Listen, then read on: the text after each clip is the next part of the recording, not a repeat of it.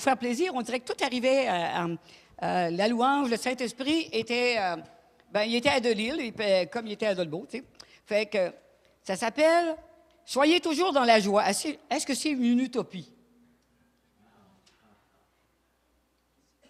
C'est le printemps, aujourd'hui j'ai rien à faire. Quelle aubaine de turitaine, je marche le nez en l'air. Je suis content, c'est le printemps, les arbres sont en couleur dans les nids. Les petits s'écosillent de son cœur. Le matin ne rime plus avec chagrin. À midi, je n'aurai pas plus de soucis. À 4 heures, ça rime avec tartine au beurre. Et le soir, ça rime toujours avec espoir. Je suis content, c'est le printemps, aujourd'hui j'ai rien à faire. Ben oui, hein? Je pense que si ça ne vous met pas dans la joie, j'ai pensé qu'il y en avait peut-être que ce matin encore, il n'était pas encore arrivé dans la joie, mais j'ai dit, on va commencer par quelque chose qui ne peut pas nous empêcher de sourire. Ah! Ben, je parle fort, mais attends un peu. Est-ce que vous m'entendez? Oui, là, maintenant, OK. Vous savez, quand tu reçois une petite vidéo de même le matin, ben ça ne peut pas t'empêcher de te faire sourire, hein? Ça commence bien la journée. Fait que là, je me suis dit, ça va commencer bien la journée parce que, dans le fond, est-ce que c'est une utopie d'être toujours dans la joie? Parce que c'est ça que Paul nous demande aux Philippiens. Fait que Philippiens 4.4 dit, « Soyez toujours dans la joie en étant unis au Seigneur. » Je le répète, soyez dans la joie. Vous savez, quand l'apôtre Paul a commencé à parler de ça, est-ce qu'il était inconscient, lui? Même de ce qu'il vivait ou de ce qu'il avait vécu? Tu sais, c'est... écoute, il était en prison, il se faisait battre, et il n'y a rien qui n'arrivait pas, puis il leur disait « Soyez dans la joie ». Puis lui, il était dans la joie aussi. Puis là, il a demandé aux Philippiens de continuer d'être dans la joie, peu importe ce qui arrivait. Mais vous savez, la joie, c'est un fruit de l'esprit. OK? Regardez, au début, c'est l'amour, la paix, la joie. Et ça vient du Seigneur. Cette joie-là, pas la joie, là, on rigole, c'est un petit peu le fun, mais la joie qui reste dans notre cœur, peu importe ce qui arrive, là, ça vient du Seigneur. Ça vient du Seigneur, puis quand c'est déposé dans notre cœur, croyez-moi, ça ne part plus, puis ça se répand en plus. Donc, malgré les épreuves, malgré tout ça, la joie profonde reste là quand même. À l'intérieur de moi, vous savez, mon cœur est tout le temps dans la joie, OK? Tout le temps. Est-ce que j'ai jamais vécu de rejet, de peine, de trahison? Vous n'en nommez que quelques-uns. Absolument pas, vous savez. Je suis très réaliste, vous savez, pour dire que toutes ces épreuves-là existent vraiment. Je nie pas la réalité, là.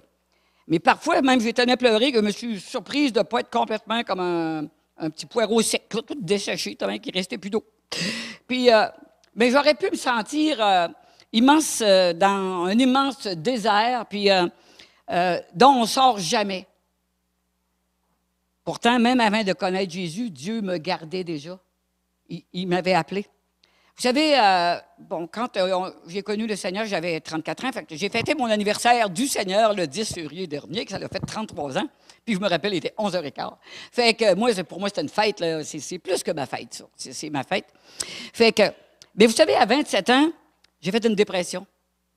Et là, j'ai cru que jamais je sourirais plus après ça. C'est tellement, des fois, triste, c'est tellement difficile ce qu'on vit, que c'est tellement souffrant.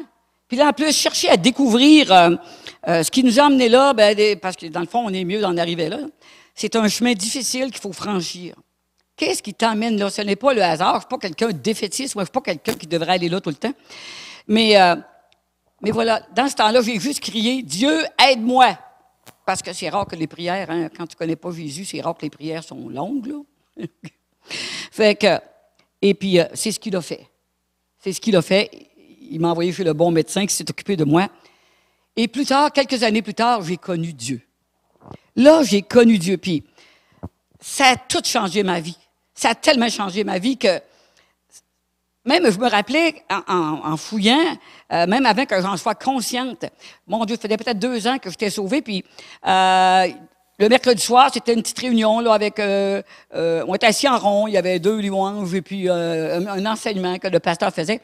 Et dans la louange, je me rappelle d'avoir écrit, j'avais tellement envie de rire à l'intérieur que je me serais roulé par terre. Vous savez, ça, c'était avant tous les mouvements qui puissent se passer quelque part. Le Saint-Esprit était déjà là, vous savez, il n'y a rien de nouveau sous le soleil. C'est ça que Salomon a dit. Il n'y a rien changé là-dedans. Fait que je ne suis pas inconsciente de la vie, vous savez, puis de la mort, puis de la récession, puis des dettes, puis tellement d'autres choses qu'on ne contrôle pas. Il y a tellement de choses. Et parfois, on m'a taxé d'extraterrestre à cause de la façon dont je voyais la vie. Et en me disant, ben, le meilleur va venir. C'est une façon de voir. On peut toujours dire que, oui, ça va mal dans le monde. Mais je vous dis, j'ai décidé de croire toutes les promesses de Dieu. OK? Puis ça, c'est un choix qu'on fait. Puis, parce que des fois, c'est long à venir. Mais c'est un choix qu'on fait. Je vais croire ce que Dieu dit. C'est ce que je vais faire. Fait que ce matin, pour partager un peu ce qui m'a emmené là, j'avais envie de vous partager, j'ai identifié 4 voleurs de joie. Les voleurs, là, les petits voleurs, là, puis des fois, c'est des gros voleurs. Qu'est-ce qui vole notre joie qui fait que on est plus joyeux à un moment donné?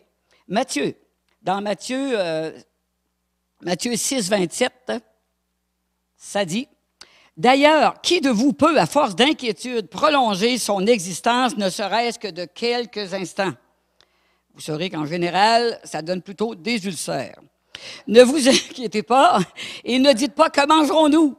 Que boirons-nous? Comment on va s'habiller? » Toutes ces choses, les païens ou les gens qui ne connaissent pas Dieu, okay, ils s'en préoccupent sans cesse. Mais votre Père qui est dans les cieux sait que vous en avez besoin.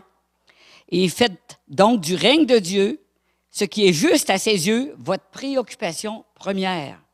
Et toutes ces choses vont vous être données par surcroît. C'est vraiment, et faites ceci, que Dieu passe en premier dans votre vie. Puis Dieu va s'occuper de ça. Ne vous inquiétez pas du lendemain. Le lendemain se souciera de lui-même. Okay? À chaque jour suffit sa peine. Aujourd'hui, c'est une belle journée. La route était belle, il fait soleil, en tout cas moyennement soleil. Et puis, il fait beaucoup moins froid que ce qui était annoncé.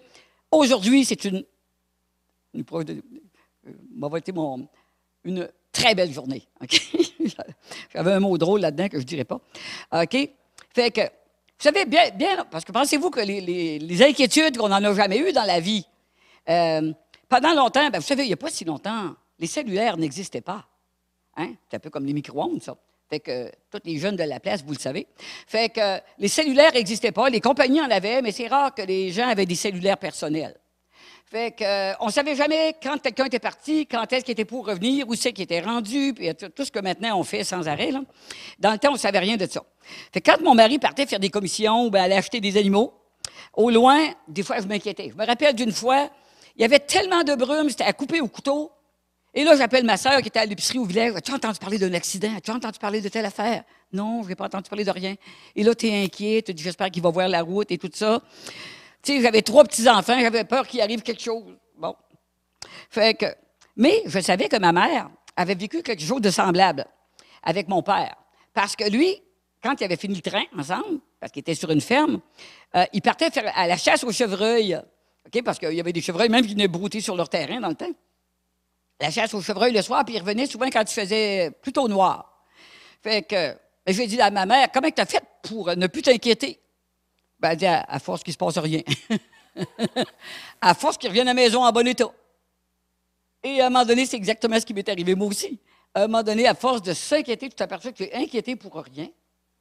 Tu t'es énervé, puis à force que mon père est tout le temps revenu en bon état, tu dis, écoute, tu t'en remets dans le temps ce qu'elle appelait à la divine providence. Hein? Il appelait ça de même.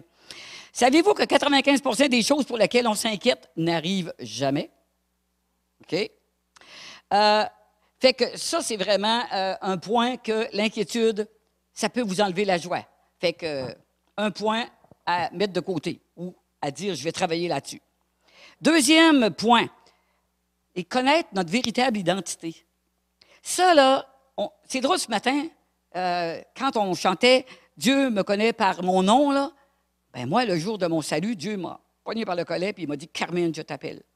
Je ne savais même pas que Dieu connaissait mon nom. Je ne savais même pas que Dieu connaissait notre nom. Puis ça m'est arrivé une autre fois, en tout cas, au cours de ma vie, en me disant « Mon Dieu, c'est impressionnant. » Quand j'y pense, là, ça m'impressionne. As-tu pensé que le nombre d'humains sur Terre, puis que Dieu connaît ton nom? C'est extraordinaire. Fait que, puis, vous savez, on se dirige vers la perfection. Des fois, il y en a qui sont rendus plus loin que d'autres. Mais on est loin d'être arrivé, OK? Alors, on peut penser que Dieu, il cautionne juste les gens qui font les choses parfaitement. Dieu, il va être avec toi si tu réussis tout ça. Dieu est avec toi si tu fais telle chose parfaitement.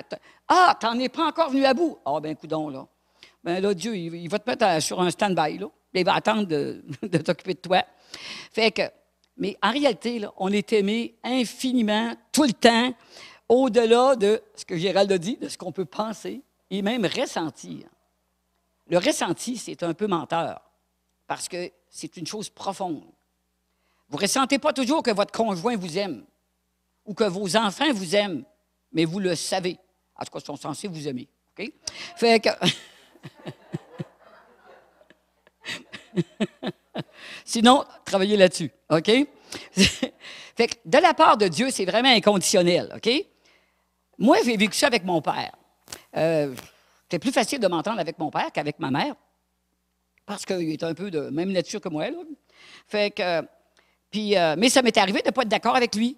Mais même une fois d'être très fâché après lui, puis je criais un peu après lui, là, parce que j'avais fini mon cours, puis je voulais aller travailler à l'extérieur de mon village. Puis là, dans le village, ben, le gérant de la Caisse populaire voulait m'avoir, puis moi, il voulait m'en aller au loin. Je veux pas y aller, j'ai dit.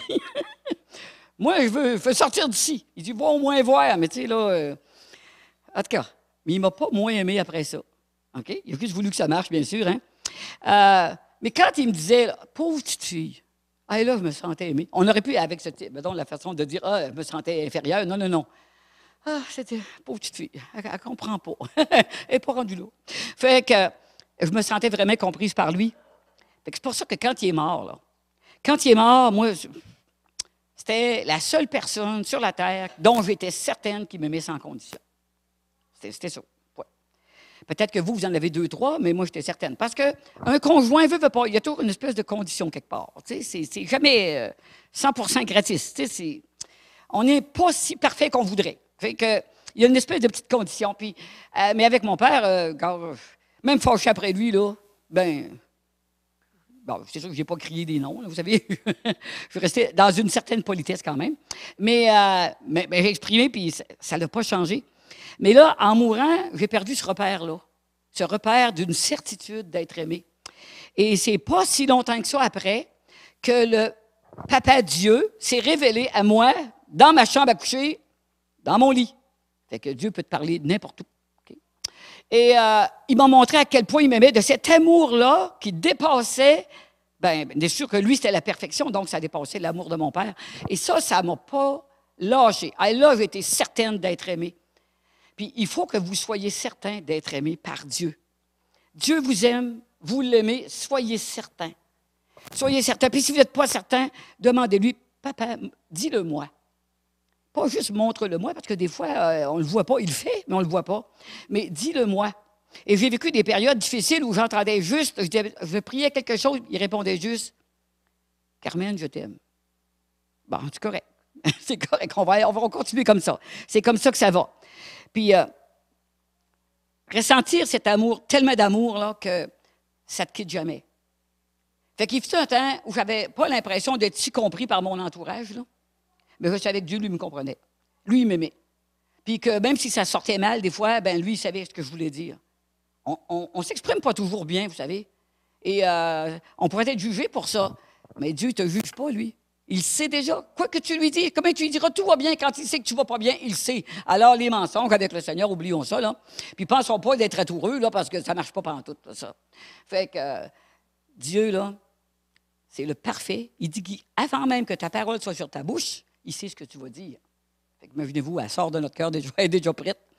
Fait que profitez-en de, quand vous avez quelque chose de bon, nourrissez-vous de quelque chose de bon. Ça dit de mettre des bonnes choses dans notre trésor, qui est notre cœur. Puis quand ça va être le temps, le Seigneur le sort.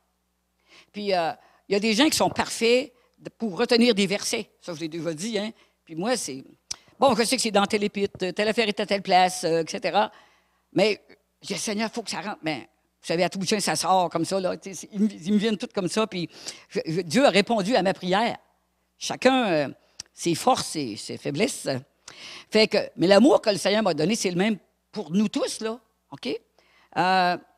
Que vous l'ayez vécu comme moi ou pas, ça ne change absolument rien.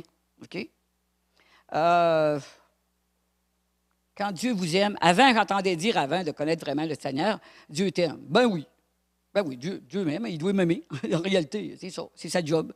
Mais ça n'a aucun rapport avec ce que je ressentais maintenant. Là, je le sais que ça veut dire quand je t'aime. Je t'aime, c'est merveilleux.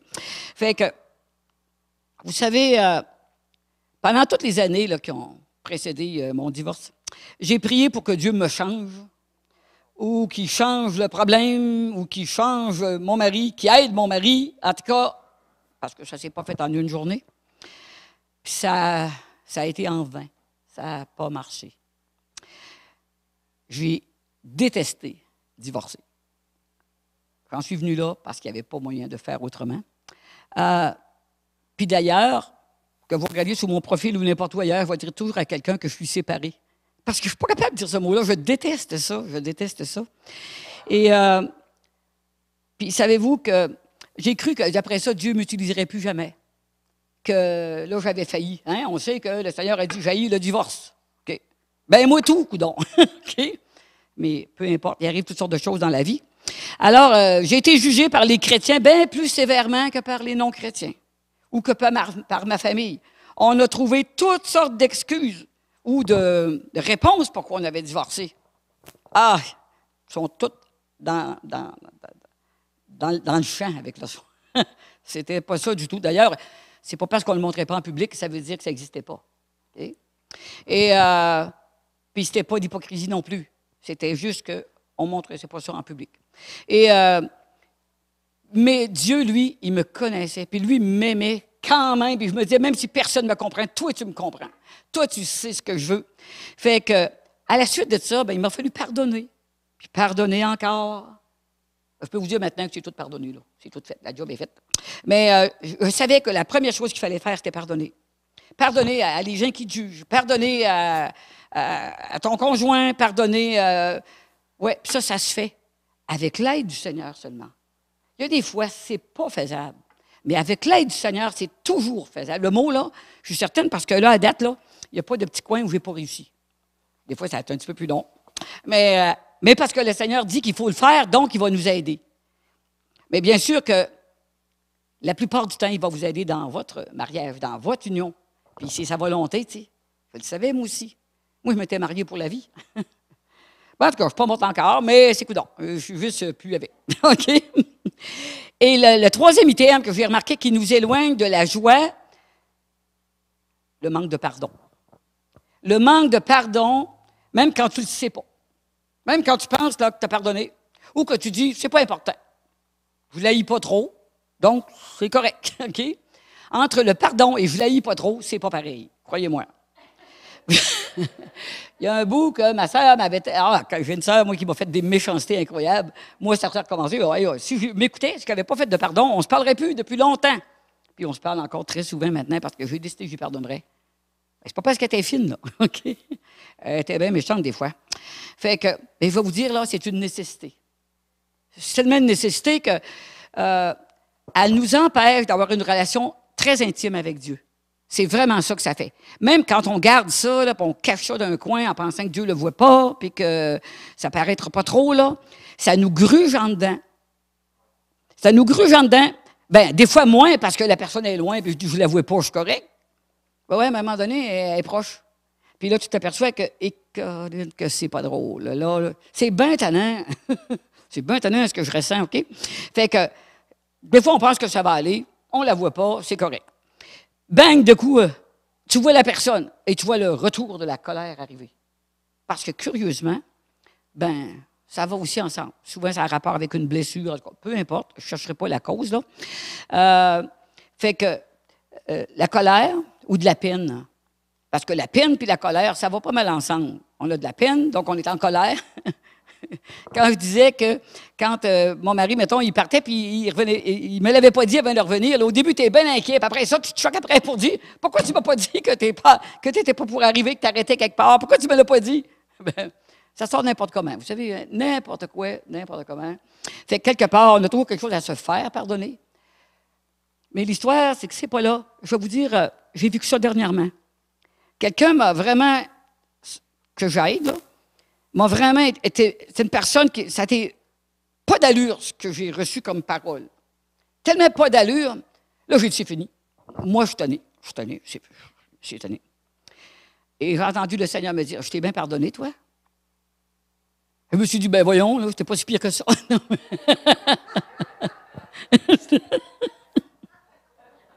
On se trouve toujours moins pire, hein? Mais ça a fait son chemin pareil, en me disant, c'est correct. Oui, c'est vrai, tu m'as pardonné, je suis tellement contente d'être sauvée que oui, je vais pardonner encore. Et voilà, ça s'est fait. Puis les paroles ont foutu le camp, puis je finis par plus retenir ce qui a été dit contre moi ou n'importe quoi, ou les litiges, comment que ça s'est passé, tu l'oublies. Le pardon fait que ça tombe dans l'étang de l'oubli pour vrai. Fait que, on voudrait, vous savez, avant de pardonner, que la personne comprenne à quel point elle a été méchante envers nous. On aimerait que la personne comprenne la peine qu'on a, puis que la personne sache à quel point ça nous a blessés. Mais je vais vous dire, c'est très rare que la personne vienne s'excuser. Parce que des fois, elle ne sait même pas qu'elle t'a blessé, puis d'autres fois, ben, ça y fait rien. OK? Fait que comptez pas là-dessus. Attendez pas ça. Parce que vous pouvez être déçus, puis ça n'arrive pas souvent que les personnes viennent s'excuser. Généralement, ils s'excusent quand c'est de quoi de pas très grave. Mais quand c'est plus grave, des fois, on a l'impression qu'on peut plus... Il n'y a comme plus de chemin qui se fait. Il s'en fait un juste à cause du Seigneur. C'est lui qui retrace un chemin dans un désert incroyable. Là. Puis on demande au Seigneur de nous aider à accorder le pardon. Aide-moi à accorder le pardon. Il faut que je l'accorde. Moi, je veux être libre, OK? Fait que sans le Seigneur, je pense que bien des fois, on ne serait pas capable de le faire. Des fois, ça fait trop mal, peu importe la raison. Puis là, il vient cette pensée-là, qui vient de Matthieu 6, 14. En effet, si vous pardonnez aux hommes leurs fautes, votre Père céleste vous pardonnera à vous aussi. Mais si vous ne pardonnez pas aux hommes, votre Père non plus ne vous pardonnera pas vos fautes. Est-ce que c'est un choix? Ben moi, je trouve qu'il n'y a pas beaucoup de choix là-dedans, là. Fait que... c'est comme... Puis on ne peut même pas dire, oh, peut-être que ça veut dire telle affaire. Ben, ça ne veut pas dire autre chose que c'est écrit là, OK? Fait que c'est pour ça qu'on travaille là-dessus. Puis le Dieu, pourquoi est-ce qu'il doit demander de faire ça? Pour qu'on soit libre. Puis pour le contact qu'on a envers lui, c'est pour ce contact-là. Vous savez, ce matin, on était, je pense que vous étiez pas mal là-dedans, toute la gang, dans une intimité avec Dieu. Puis quand il y a des bébites qui traînent, des fois, l'intimité, on ne réussit pas à la collecter. C'est incroyable quand même. Fait que pardonner. Un autre élément aussi, fait que le quatrième que j'ai identifié, c'est, j'ai appelé ça la fausse droiture ou le jugement. OK? Et je vais vous donner deux exemples, puis que j'ai entendu dans une prédication, je l'ai trouvé tellement bonne que ça méritait qu'on l'entende. On se fait une idée comment ça devrait se passer dans l'Église. OK? On a toute notre façon de faire. À moins que tu viennes d'arriver, là, tu prends ce qui est là, puis tu es toujours content. OK? Mais sinon, si tu es là depuis un certain temps, tu te fais une certaine idée. Fait que, je vais vous donner la comparaison entre Jean-Baptiste et Jésus. Pas entre Judas et Jésus, là. Jean-Baptiste, qui est un homme appelé de Dieu, puis Jésus. Jean-Baptiste, lui, de par sa naissance, ce qui avait été dit, il ne devait jamais boire de vin. Jésus, son premier miracle, lui a changé l'eau en vin, puis il était l'eau noce. Oh, changement de... Hein? Ça, c'est juste pour vous faire... Je vous emmène juste des points pour vous faire réfléchir, simplement. OK. Puis Jean-Baptiste, lui, il avait une tunique en poil de chameau. Ça devait piquer des fois, mais en tout cas, si tu veux que je te dise, en poil de chameau, Jésus était habillé comme tout le monde, lui. Tu sais, il avait des sandales, puis il avait une tunique, en tout cas. Et pauvre Jean-Baptiste, malgré que c'est peut-être la mode à cette heure, là, il mangeait des sauterelles puis du miel. Ah, il veut nous faire manger des grillons, hein? Ben, c'est pas pire, hein, les sauterelles, c'est pareil. Fait que c'était ça, sa nourriture. Puis j'imagine de l'eau, hein, j'imagine avec ça. Les sauterelles, ça, c'est pour les protéines, OK, là. Puis le miel, c'est pour faire passer. Fait que, tandis que Jésus mangeait et buvait, s'assoyait avec les pécheurs, lui. Il mangeait comme tout le monde, puis ça insultait du monde, ça, parce que dit, regarde lui, là, ce qu'il fait, puis regarde lui, ce qu'il fait, là. Est-ce qu'il a l'air spirituel, celui-là, là? Et qu'il n'a pas de l'air spirituel. Lui, il a l'air spirituel. Hein? Puis, Jean-Baptiste appelait les gens à la repentance. « Repentez-vous », qu'il disait. Hein? Puis le monde venait, puis il confessait le péché devant tout le monde, et puis il les baptisait d'eau. Le baptême d'eau, c'était pour leur montrer qu'ils s'étaient vraiment repentis. Puis, Mais à la fin de sa vie, il a fini par douter que Jésus était vraiment le Messie. Vous savez, quand il était en prison, là, il a envoyé quelqu'un de demander à Jésus, « Est-ce que tu es vraiment celui qui doit venir? » Comment est-ce qu'il a fait pour douter?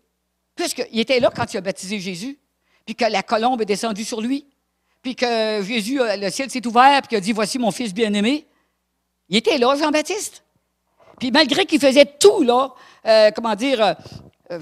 d'une façon tellement humble, OK? Il en est venu à douter. Par contre, à la fin, lui, puis pas juste à la fin, mais tout le temps, Jésus a fait des miracles, puis il n'obéissait pas à la loi des hommes, mais il avait un contact avec Dieu toujours, tout le temps. Ça, c'est juste pour nous faire réfléchir. Des fois, on se fait des lois dans notre tête. Comment ça devrait être, OK? Et puis, c'est juste pour brasser un petit peu les lois un petit peu ce matin, OK? Pour dire, qu'est-ce qu'on en sait, nous? Dans quoi Dieu est? On ne le sait pas tout le temps. Et c'est pas étonnant, vous savez, que les pharisiens croyaient que Jésus, c'était un mensonge, là. Compte tenu, puis il était un usurpateur, compte tenu d'eux autres qui avaient grandi, puis comment ils avaient vu ça, c'est pas surprenant que lui croyait ça. Fait que si un jour, des fois, on se fait une idée là, sur quelqu'un qui est en dehors des normes, mettons, là, OK? Est-ce que ça veut dire que c'est pas Dieu qui est dans l'histoire pour brasser notre façon de faire? Il ne faut pas être soudé dans nos impressions.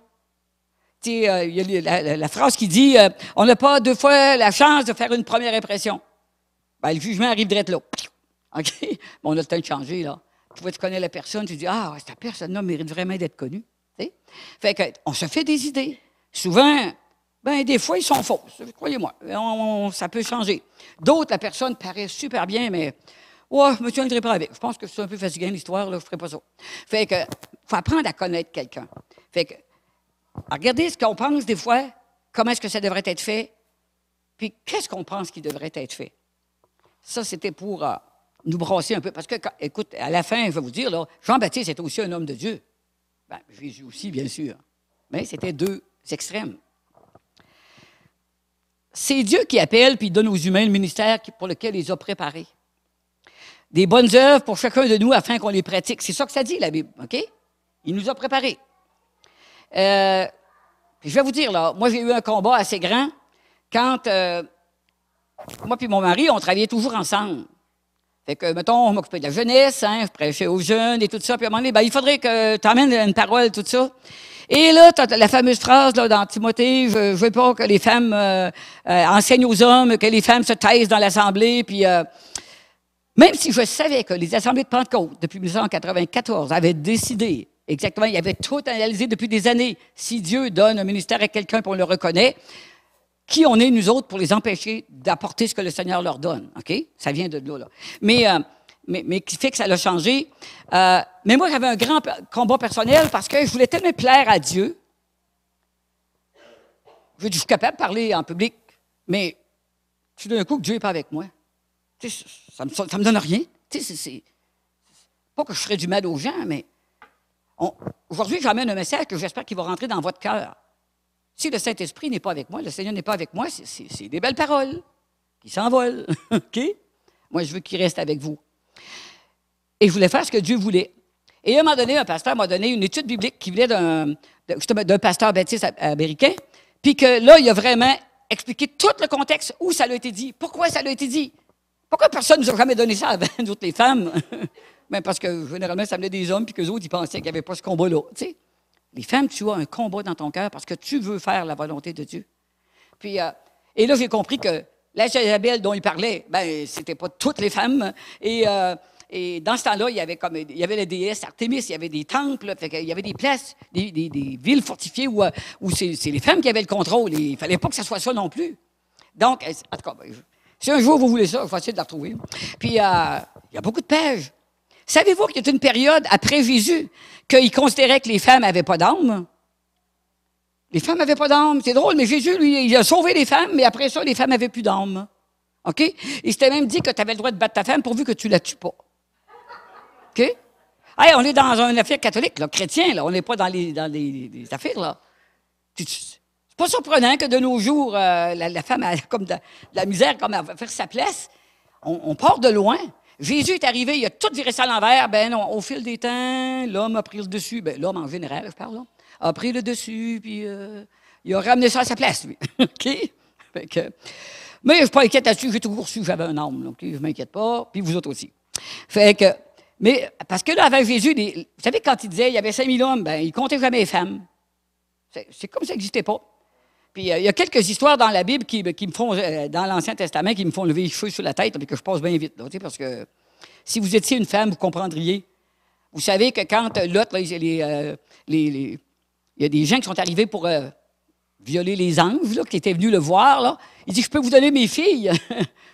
Eh, misère. Ben oui, donne donc les filles, tiens, il n'y a rien là. Quand tu penses à ça, là, c'est très irritant. OK?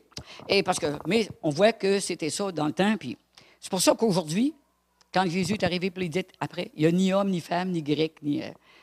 on est tous égaux. On est tous égaux devant Dieu, puis Dieu regarde le cœur. Ça, c'est important. Donc, on s'occupe de notre cœur, puis qui on est, bien ça, c'est le Seigneur qui l'a choisi. Fait que, parfois, c'est un événement qui nous bloque. Vous savez, quand on dit le jugement ou des choses comme ça, des idées qu'on se fait, là, c'est un événement qui nous bloque. Parfois, ça peut être des chants, l'habillement de quelqu'un, ça peut être une façon de faire dans une assemblée. Tout d'un coup, ça te bloque. Bon, moi, je ne pense pas que le Seigneur il va aimer ça. Non. Dans le fond, c'est toi qui n'aimes pas ça. Bon, avouons-le. Fait que, et même là, tu vas dire au Seigneur, fais donc que j'aime ça parce que moi, tout, je vais être béni.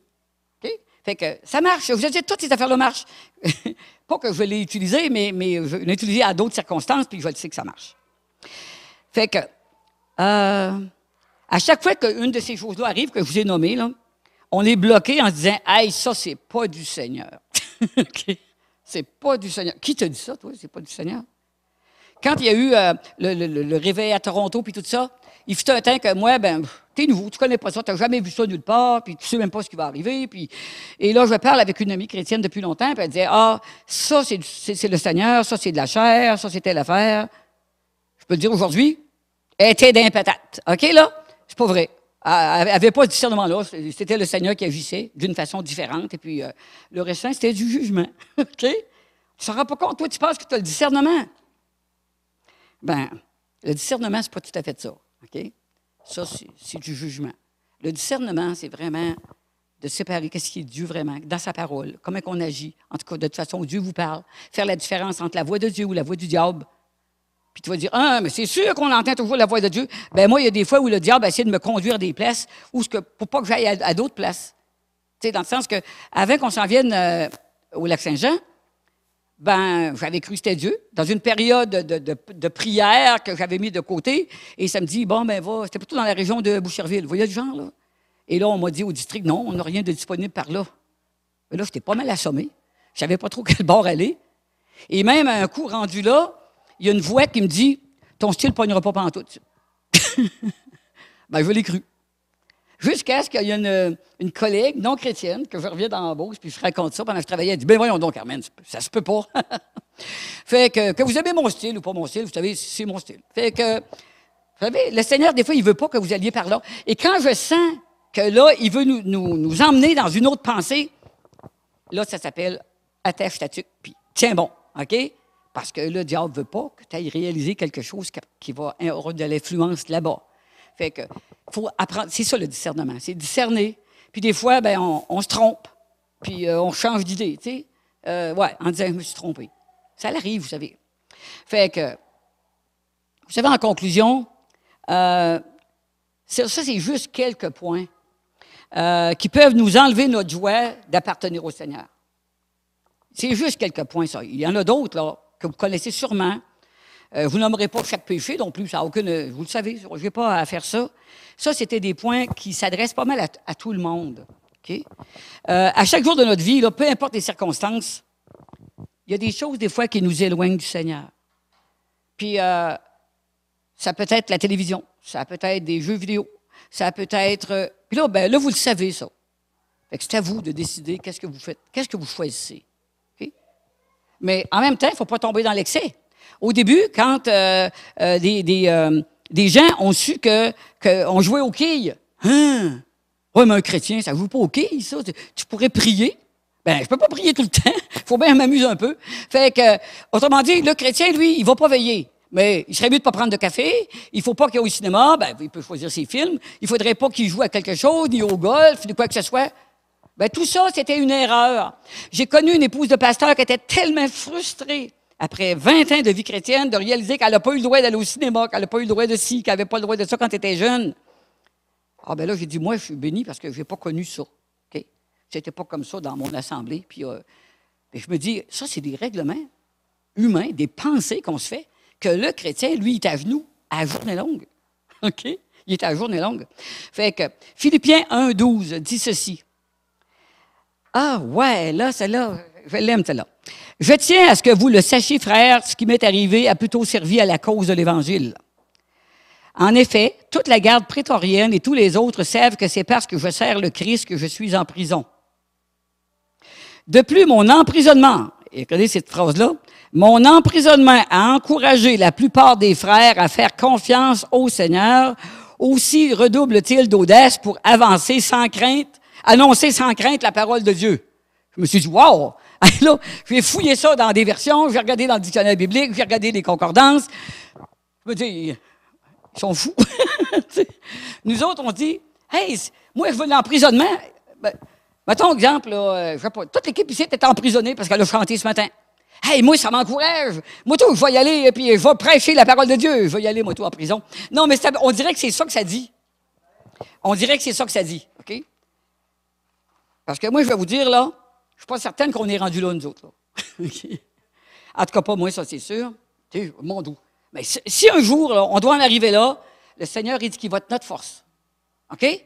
Si on doit, ce matin, tous les chants disaient ça. Si on doit en arriver là un jour, là, parce qu'on ne sait rien dans le fond.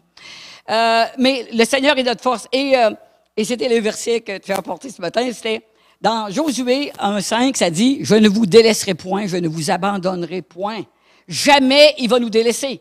Alors, on ne sera pas seul pour affronter ce qu'on doit affronter. Je ne vous le dis pas ce qu'on va affronter, je ne le sais même pas moi-même, parce que je me dis que chaque jour, c'est suffisant. Et je serai avec vous tous les jours jusqu'à la fin du monde. On n'est pas seul, on ne vivra jamais rien tout seul. Le Seigneur est avec nous, il va nous aider. Il nous aide. Ce qu'on a à faire, c'est se tenir proche de lui, comme Wally a dit ce matin. C'est vraiment ça. Tenez-vous proche, tant que vous pouvez. Éliminez un petit peu de votre vie. Les quelques petits points que je vous ai dit et que je vais vous redire. La première, c'est l'inquiétude. L'inquiétude, connaître notre véritable identité. Qui que je suis? Est-ce que je suis vraiment... Je le sais que je suis un enfant de Dieu. Le pardon, pardonner à toutes les personnes que vous imaginez là. Puis faites une liste. Puis le Saint-Esprit va vous en donner peut-être que vous avez caché en dessous de la liste, que vous ne savez même plus qu'il existe, quasiment, mais vous n'avez pas pardonné. Et aussi ce qu'on appelle comme le jugement un peu, notre façon de faire, notre fausse façon de faire, qui nous pense très bonne, mais peut-être pas ça qui plaît le plus au Seigneur. Okay? Et les gens qui nous entourent, vous savez, ils sont déjà angoissés puis négatifs. Je travaille dans un milieu comme ça, moi. Ils s'inquiètent de toutes sortes de choses qu'on n'a pas le contrôle. Quand je pars travailler, souvent, parce que, vous savez, je reste à 5 minutes de mon travail, fait que j'ai pas le temps de chanter une grande chanson. Et je chante « La joie du Seigneur est ma force ». Et puis là, je chante ça, tu sais. Puis quand je chante ça au début, là, pensez-vous que je suis en pleine joie, là? Mais je le suis quand j'arrive, par exemple. Et ça change l'atmosphère au travail. Là. Et c'est vraiment ça. Puis là, toi, Carmen, il n'y a jamais rien qui te dérange, hein? Ben, j'ai décidé que ça ne me dérangerait pas parce que le Seigneur, aujourd'hui, est avec moi. OK? Fait que le Seigneur, aujourd'hui, est ici. Le Seigneur est avec nous aujourd'hui. Fait que, pourquoi s'inquiéter sur quelque chose qu'on n'a aucun contrôle? Puis c'est vrai qu'on n'a pas de contrôle. Cette semaine, j'ai tellement pas de contrôle sur mon iPad qu'avant hier, il est mort de sa belle mort. Et ça m'a affecté. Je l'ai trouvé pas tellement gentil. Et puis... Là, je me suis dit, avec tout ce qu'on a à payer, je n'ai pas le temps d'acheter un autre. Je ne peux pas en acheter un autre tout de suite. Tu sais. Fait que, mais ça ne m'a pas empêché de garder ma joie quand même. Vous savez? Écoute, c'est rien qu'une tablette, après tout. Hein? Vous comprenez? Fait que, puis c'est rien qu'un téléphone, c'est rien qu'un auto, c'est rien qu'une gugus quelconque. Tu sais. On attache de l'importance aux choses. Attachez de l'importance aux gens. Si tu attaches de l'importance aux gens, vous allez voir, ça va vous être rendu. Fait que, choisissons de vivre aujourd'hui comme si c'était notre dernier jour. Aujourd'hui. et laissons demain s'occuper de lui-même. Aujourd'hui, on en profite. OK? On en profite. Est-ce une utopie de croire qu'on peut être toujours dans la joie? Ben non, ce n'est pas une utopie.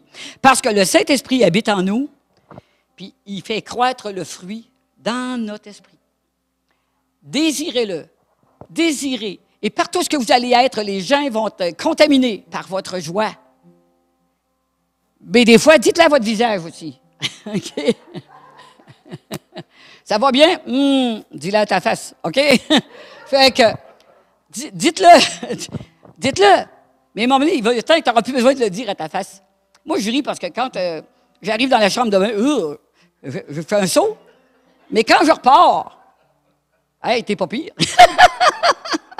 Vous savez, c'est simplement une façon de faire, de rire de soi. Puis une autre affaire qui me venait à l'idée, c'est ne pas se prendre trop au sérieux. On n'est pas si important que ça, OK, là? Quelques farces, ça ne fait pas de mal. Fait prenez-vous pas au sérieux. Fait que si vous ne vous prenez pas trop au sérieux, une phrase ne vous tuera pas, OK?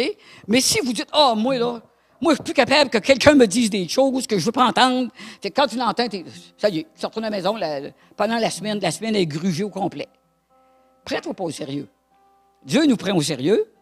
J'ai dit, moi, je suis capable de m'amuser, mais quand je parle de Dieu, je suis sérieuse. OK? Mais même si je ne dis en rien, je suis très sérieuse. OK? Fait que c'est vrai, ne pas se prendre au sérieux. Puis il y a un autre point aussi qui m'est venu, c'est soyons reconnaissants. Reconnaissants. Aujourd'hui, on est au chaud. Moi, j'arrive chez nous, des fois, il faisait froid et humide cette semaine. Hein, j'arrive dans ma maison, je dis, « Oh, c'est qu'on est bien. Merci Seigneur pour la maison. » Fait que c'est comme ça. Si tu es reconnaissant, la joie va rester. Vous allez voir. Soyons reconnaissants. OK? Ce matin, je voudrais faire un appel pour vous. Un appel. Un appel, est-ce que tu t'es reconnu quelque part dans un des points que j'ai nommés? Je ne vous demande pas de confesser ça, là. OK? Le Saint-Esprit, ce matin, je le sens, qui veut nous libérer. Puis j'avais une parole aussi, que j'aurais pu dire là, mais que ce matin, le Saint-Esprit veut libérer quelqu'un de la tristesse. Il veut que ça quitte votre cœur à jamais. OK? Ce matin, il veut vous libérer. La joie, c'est le contraire de la tristesse. OK? Et c'est vraiment, la joie va être, c'est fini la tristesse ce matin, c'est ce qu'il disait le Seigneur. C'est fini la tristesse ce matin. Et ce qu'on va faire, ce que je vous demande simplement, vous êtes reconnus là-dedans, avancez. Avancez, c'est devant le Seigneur. Là. Vous avancez avec votre poing en disant que je viens le déposer là. Tu sais, quand viens au pied de la croix, là, bien, viens le déposer au pied de la croix ici.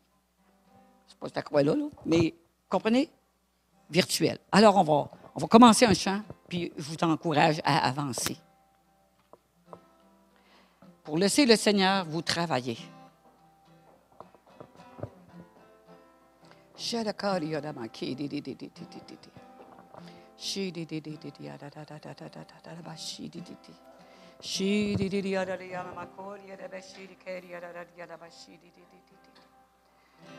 votre liberté ce matin que vous êtes venu chercher simplement. Pensez pas que vous allez être jugé, au contraire. Vous êtes venu chercher de la liberté. Vous